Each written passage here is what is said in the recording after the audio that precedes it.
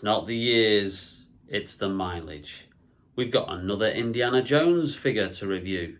Plus, we'll take a look at the latest Indiana Jones film, The Dial of Destiny, and I'll give you my thoughts. Stay tuned.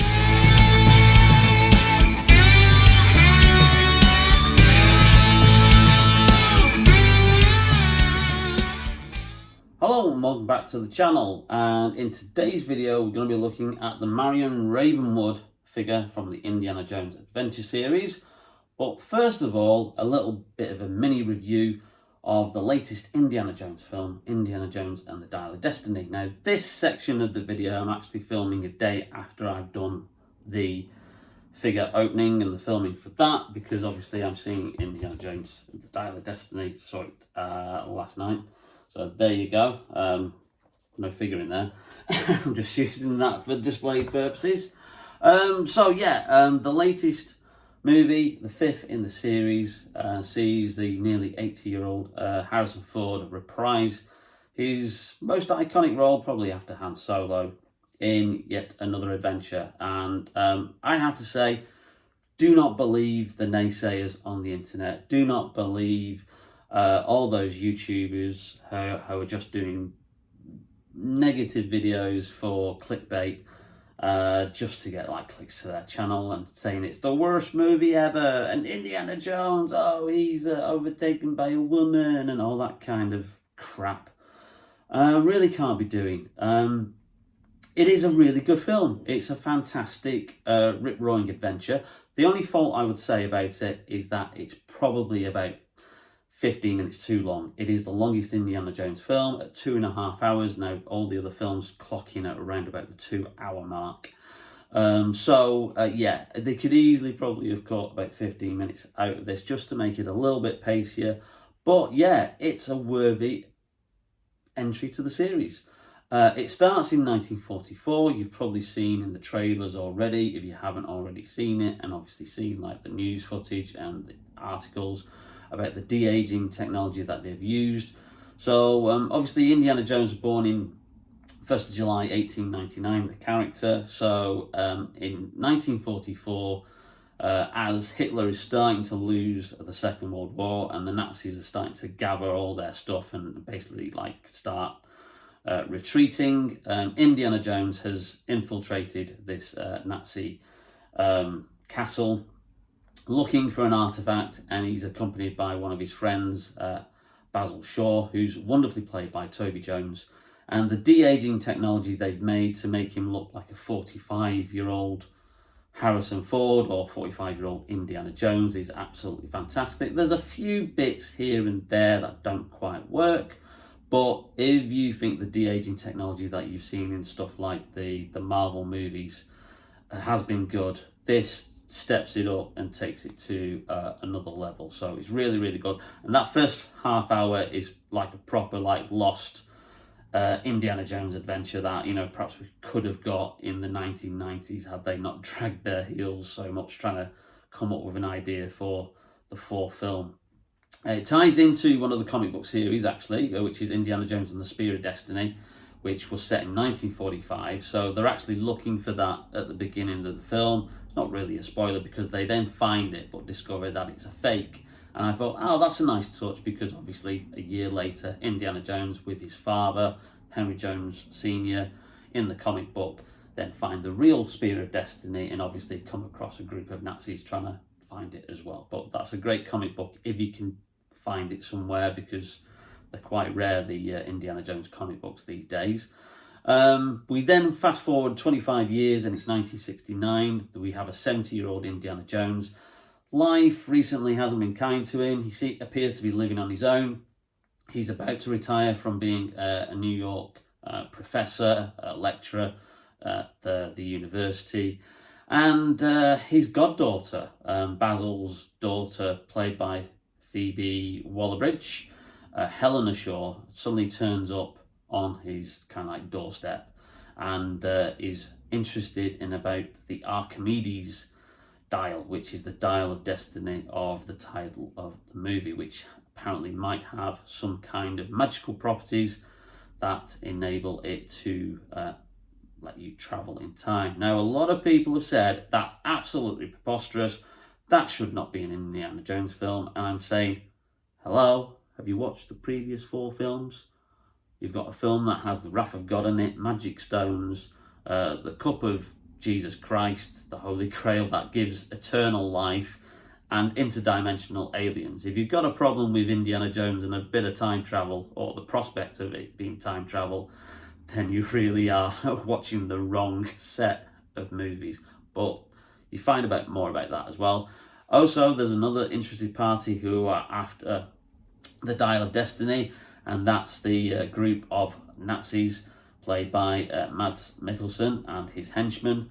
And he is actually in the first sequence in 1944 and discovers the Archimedes dial in that sequence, and then obviously loses it because he has a plan to use it to turn back time and go back and make Hitler win the Second World War.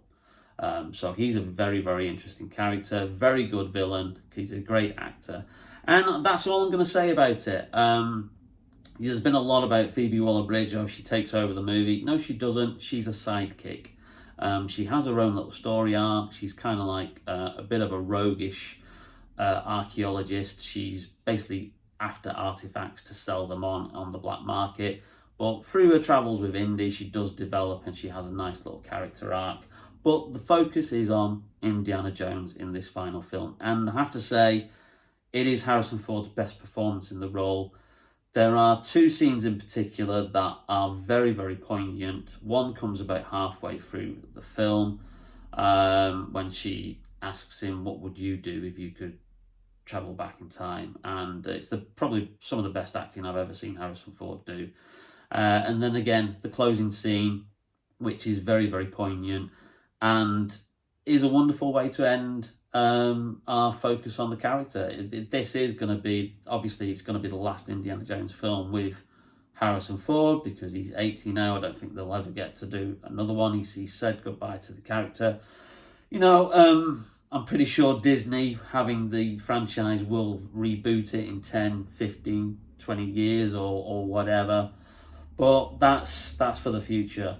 At the moment, we have a brilliant, wonderful final chapter for the character of Indiana Jones, and I can't recommend it enough. Do not listen to the haters on the internet. Do not listen to or watch the crappy YouTube people who are doing it for clickbait to say it's the worst movie that's ever been made. It's the biggest flop ever. It's not. It's making money at the box office. It might not, make as much money as the other 4 films, but that's the current state of the US box office at the moment and the international box office. People aren't quite going back to cinemas as much as they did. I saw this movie with my friend Steve, and this was the first film that he'd ever seen back at the cinema since 2019 when we went to see Rise of Skywalker. So there's a lot of people out there who aren't going back to the cinema because of what happened during the last 3 years. People have got into the habit of waiting that 6, 8, 12 weeks for it to drop on streaming or for it to come out on home media like Blu-ray or 4K. So people will only kind of turn out for big films, and it's interesting that over this period we've only had 4 really big films that have absolutely smashed the box office. You've got Spider-Man No Way Home, you've had Avatar Way of Water, you have the Super Mario movie, and for the life of me I've forgotten what the other one is. Oh, and Top Gun Maverick. Those 4 films absolutely smashed the box office. Every other blockbuster release that's been out since then, since COVID finished, I know we're not meant to mention that. I might get a strike on that. I hope not. But every single film has underperformed at the box office, whether it was a good film or a bad film, because people aren't back into the habit of going to the cinema on a regular basis. Plus, cost of living, it's expensive to go to the cinema, etc. And there's your answer for why it's underperforming slightly at the box office. But time will tell. I think people will really appreciate this film if you go and see it on the big screen. It is a worthy end to the Indiana Jones saga. So there we go. Anyway, enough about me rabbiting on about the film. Now let's go into the past with our own Dial of Destiny and have a look at this figure.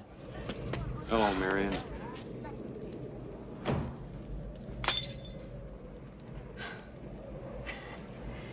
Indiana Jones. Always knew someday you'd come walking back through my door. And we're back. Thank you very much to future Jason there, who gave us that lovely review of The Dial of Destiny, the new Indiana Jones film. I hope it was as good as I anticipated. But anyway, on to the main reason of why we are doing this video. We have another Indiana Jones Adventure Series figure to look at. This time we have Marion Ravenwood, and this is part of the very first wave, which was mainly all... In fact, it was all Raiders of the Lost Ark characters, with the build and artifact is obviously the Lost Ark itself. So we've already got Indy, which we've done a review on. We've already got Major Tolt, who we've done a review on. So I'm just waiting to try and get hold of Belloc and Salah, and then I will have the complete Ark. So what I will also do is I'll take the pieces of the Ark out of the other two boxes, which is why they're in the background of this video, and just kind of like see how the Ark is currently looking from that. But obviously the top of it, we won't be able to put the Seraphins on top yet, because the top and the bottom do come with Salah. So here's a quick look at the packaging. It's this lovely kind of like matte finish with the glossiness of the figure image and the logo image, which I really do like. Like I said, you've got the figures in the wave with the build and artifact there. You've got what the character comes with, the accessories. So this time Marion comes with the ever resourceful frying pan and the monkey. Yes, we have the Nazi saluting monkey as an extra with this figure. And then a lovely image of the beautiful Karen Allen on the side there, brandishing her frying pan. It is actually really, really nice, these packaging. And I think once I finally get a proper Indiana Jones display up and running, I think what I might do is just have these boxes in the background, because they're just really, really nice artwork. And I think they make up part of the a nice background display there, because I do love the image on the side and the artwork. It really is cool. Hasbro really have outdone themselves with the packaging for this series. Anyway, so there is the outside packaging. So let's open up the box and have a closer look at the figure.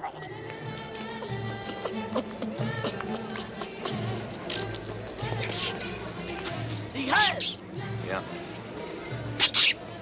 So here's the cardboard in the packaging, and we have this lovely tissue paper with the Indiana Jones style map on it. So that's the Marion figure there, and these are the extra pieces and the accessories. So, and then you've got instructions there of how to build the actual Ark if you've got all 5 figures in the wave.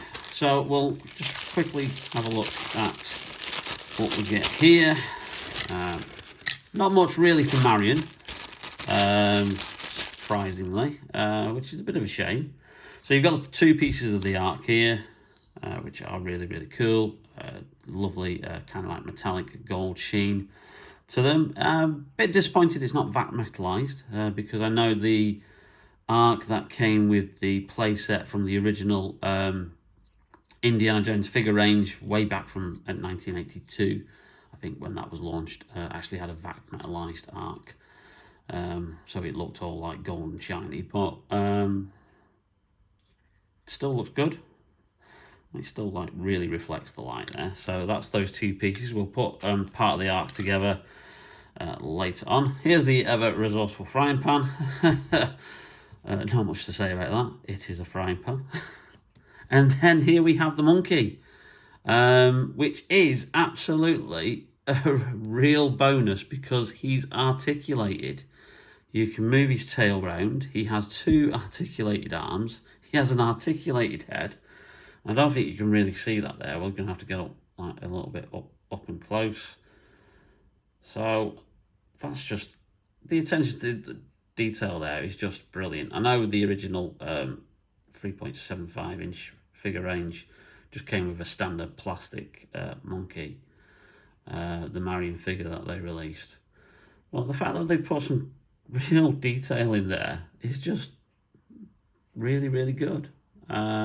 His legs aren't articulated, but there's enough there for you to have him balanced on Marion's shoulder or her arm, or to have him like standing up separately as well. So it's a nice little extra there, and some nice paintwork on the little monkey. Fortunately, does he do a Nazi salute? Oh, he does, yes. Naughty monkey. Anyway, here we go. Let's get Marion out of the tissue paper. Put that just to the side, and yes, not a glossy, sweaty look on this figure actually, but a very good digital face print. In fact, I don't think that's going to need any matte spray at all on it. Lovely detail to her blouse. Her legs are a bit like wonky. Yeah, there's some articulation in there, but I don't think you're going to get much out of it. But yeah, brilliant likeness to Karen Allen from the first Indiana Jones movie, Raiders of the Lost Ark, which remains my favourite. I doubt Dial of the Destiny will overtake it. To settle down with, raise 8 or 9 kids like your friend Sala. Who says I haven't? I do. Dad had you figured a long time ago.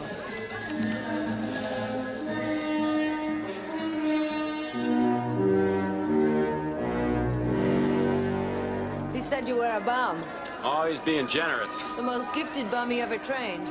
You know, So this is probably her most iconic look from the film.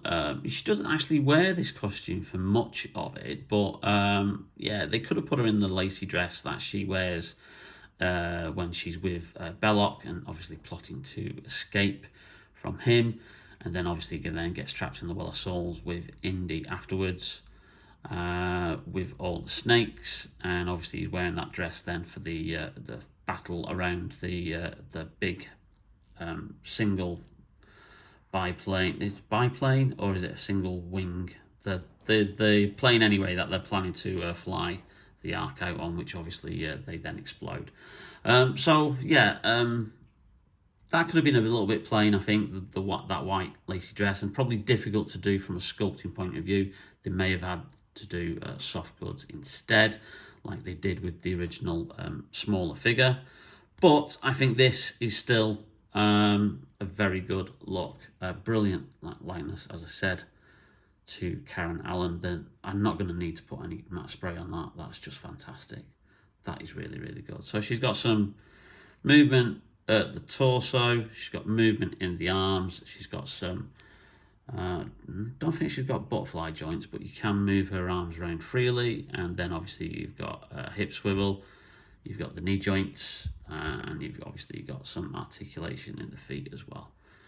So yeah, let's see if we can balance the monkey on her. So let's just get her to stand up and see if we can get the monkey to stand. This is going to be a challenging one. Oh, see, am I going to display her with the frying pan, or am I going to display her with the monkey? That's going to be a very difficult one to kind of like do there. That's going to take some time, I think. Or you could just have him hanging off her arm like that, which is completely not what the monkey did in the film. Or, if you could, perhaps try and put him on the shoulder, which he was at some points in the film, but you might have to then tuck one of the arms under the hair. No, you're not going to be able to do that. So I think it's going to have to be probably her arm or nothing. That's, again, going to be very, very precarious.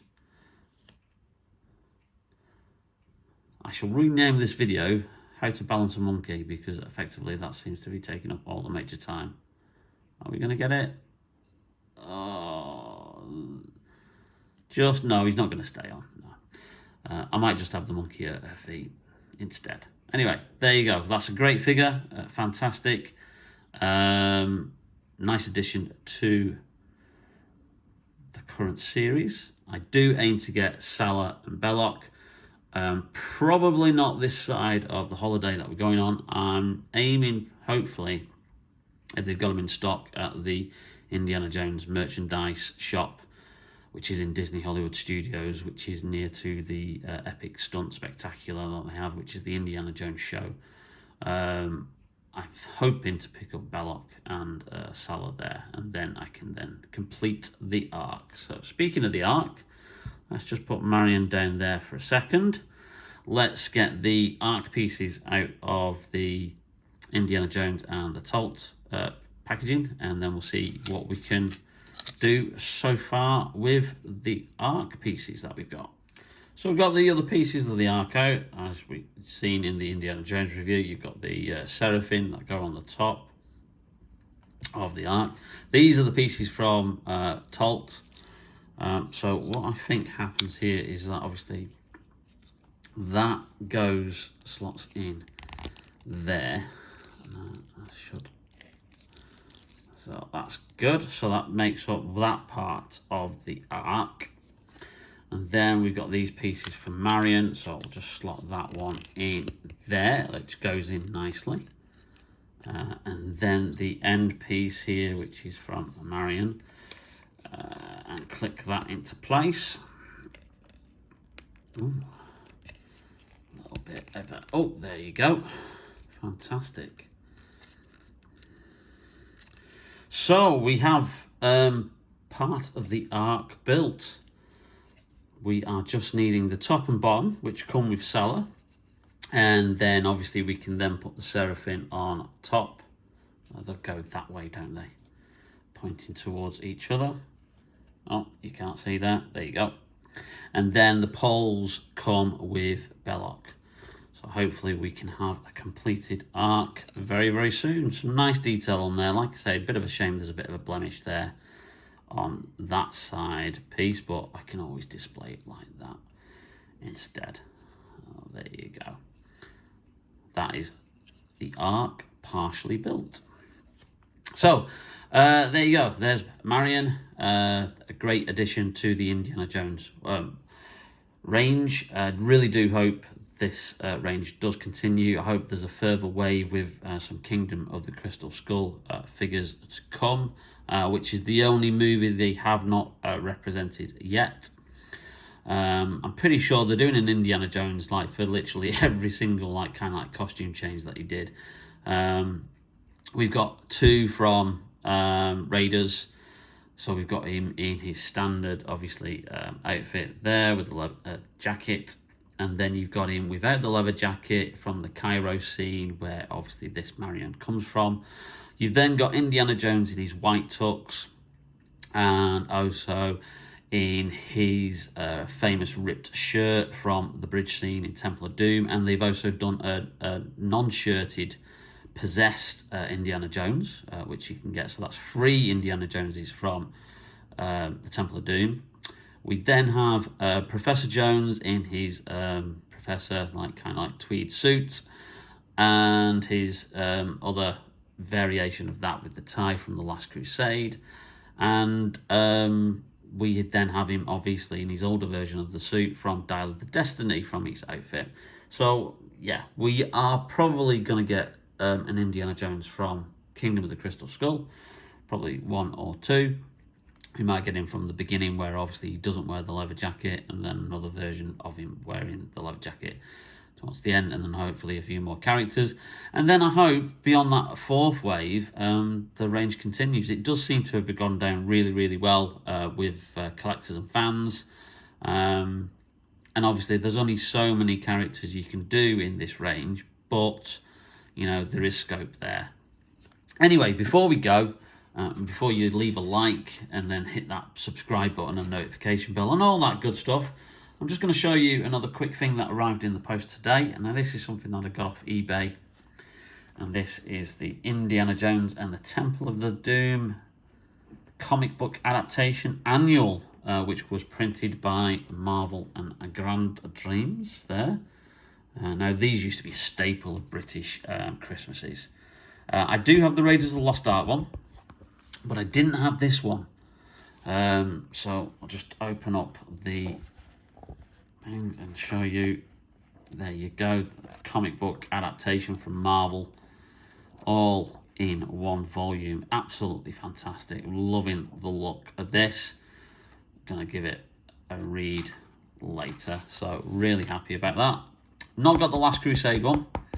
Have thought about it, but mainly because it has a photograph of a deleted scene from, obviously, the 3 tasks at the end. The penitent man will pass. Obviously, that scene was originally supposed to have some tarantulas in it, and the cover of that comic book adaptation annual has a picture of Harrison Ford with a great big black tarantula on his chest. And being the arachnophobe that I am, I'm like, oh, God, I really don't want to buy that. But, you know, I think I will get it to complete the collection then. But there you go. There's a little bargain that I got off eBay for all you Indiana Jones fans there. Anyway, I hope you enjoyed the video. And again, as I said, leave a like, subscribe, notification bell, all that kind of good stuff. And we will see you very, very soon on Bearded Geek Toy Reviews. Take care. See you soon.